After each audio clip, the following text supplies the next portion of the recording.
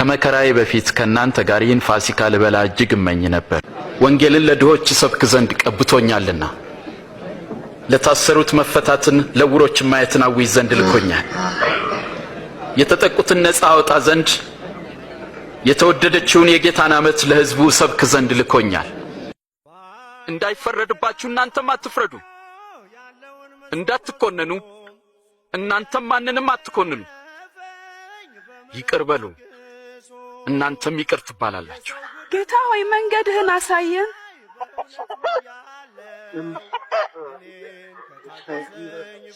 ስጡ ለእናንተም ይሰጣችኋል፣ በምትሰፍሩበት መስፈሪያ ለእናንተም ይሰፈራል።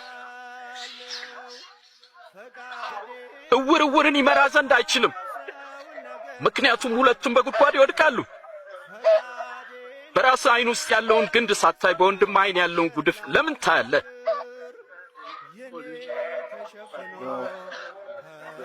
ጌታ ሆይ ምራት። ጌታ ሆይ አንተን እንሻለን። የተሸከመች ማኅፀንና የጠባቸው ጡቶች እንዴት ብፁዓን ናቸው! ብፁዓንስ የእግዚአብሔርን ቃል የሚሰሙና የሚጠብቁም ናቸው። አንድ ሰው የወይን አትክልት ተክሎ ነበር። ለገበሬዎችም አከራይቶ ለብዙ ዘመን ወደ ሌላ አገር ሄደ። የወይኑ ማፍሪያ ወቅት በደረሰ ጊዜ ከወይኑ አትክልትና ፍሬ እንዲሰጡት አንድ ሎሌ ወደ ገበሬዎቹ ላከ። ገበሬዎቹ ግን ደበደቡት፣ ባዶውንም ሰደዱት። ስለዚህ ሌላ ሎሌ ላከ። እነርሱም ያንን ሎሌ ደበደቡት፣ አዋርደውም ወደ ጌታው ላኩት። ጨምሮም ሦስተኛውን ላከ። እነርሱም ይህን ደግሞ ክፉኛ አቆሳሰሉት። ከዚያም የወይኑ ባለቤት ምን ላድርግ? አንድ ልጄን ብልክ ይሻላል፣ ምናልባት እሱን አይተው ያፍሩታል አለ። ገበሬዎቹ አይተውት ግን እርስ በርሳቸው ተማከሩ። ወራሹ እርሱ ነውና ርስቱ ለእኛ እንዲሆን እንግደለው አሉ። ጌታ ሆይ ሌላም ንገረን። ከወይኑ አትክልት አውጥተው ገደሉት። እንግዲህ የወይኑ አትክልት ጌታ ምን ያደርጋቸዋል? ገበሬዎቹን ያስወግዳል፣ የወይኑንም አትክልት ለሌሎች ይሰጣል። ለመሆኑ ይህ ቃል ምን ማለት ነው? ግንበኞች የናቁት ድንጋይ እርሱ ከሁሉም በለጠ፣ የማዕዘን ራስም ሆነ። በዚያም ድንጋይ ላይ የሚወድቅ ሁሉ ይቀጠቀጣል፣ ማንኛውንም የሚወድቅበትን ግን ይፈጨዋል፣ ያደቀዋል። የተወደድክ ቅዱስ አባት ሆይ፣ የፍጥረታት ሁሉ ጌታ፣ ይህን ወይን ባርከህ ስጠን።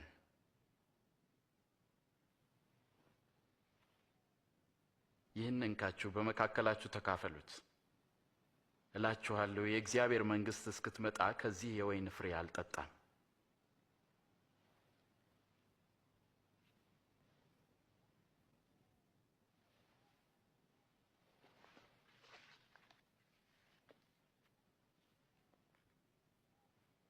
ቅዱስ የሆንከው የዓለም ንጉሥ፣ የፍጥረታት ሁሉ ጌታ፣ ይህንን ህብስት ባርከህ ስጠን።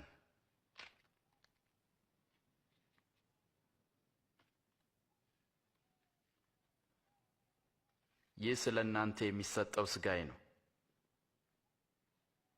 ዘወትር ለመታሰቢያ ያድርጉት።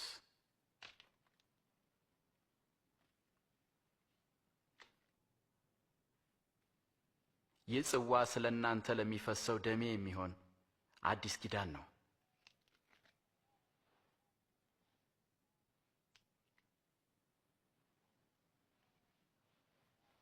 አሳልፋ የምትሰጠኝ እጅ አሁን በማዕድ ከኔ ጋር ናት።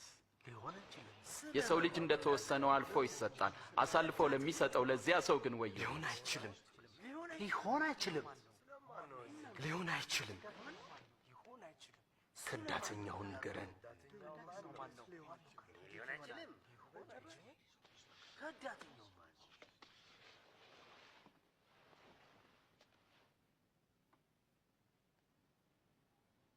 ከእናንተ ታላቅ እንደ ታናሽ ይሁን፣ አለቃም እንደ አገልጋይ ይሁን። በማዕድ ከተቀመጠውና ካስተናጋጁ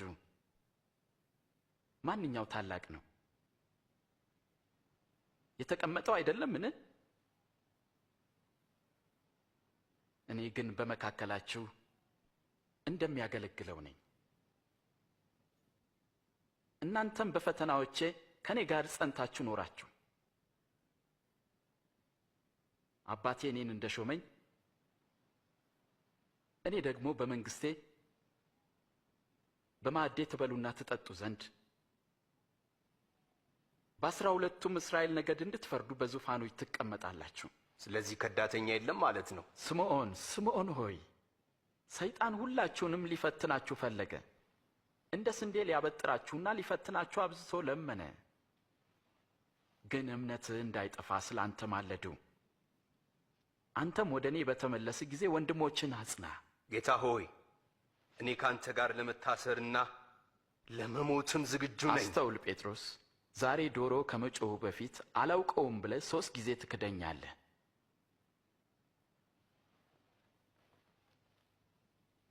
የማይገለጥና የተሰወረ ወደ ግልጥም የማይወጣ የሚደበቅና የተሸሸገ ምንም ነገር ሊኖር አይችልም። እንግዲህ እንዴት እንድትሰሙ ተጠበቁ፣ ምክንያቱም ላለ ሁሉ ይሰጠዋልና ከሌለውም አለኝ የሚለው ያው ጥቂቱ ነገር እንኳን ይወሰድበታል።